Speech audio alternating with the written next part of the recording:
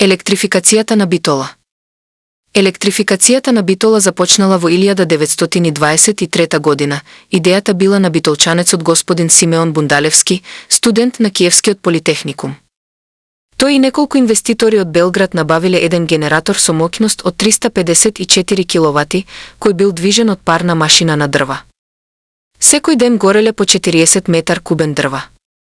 Го сместиле во напуштената болница Гураба Хастахане ка подоцна текстилна фабрика Пелистер.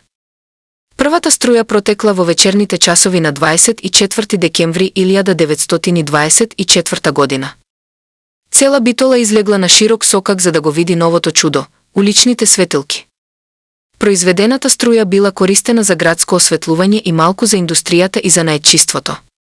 Подоцна во 1925-26 година граѓаните почнале помасовно да воведуваат струја во своите домови. Со отворањето на хидроцентралата Ксапунчица во 1952 година, оваа централа, после 28 години престанала да работи.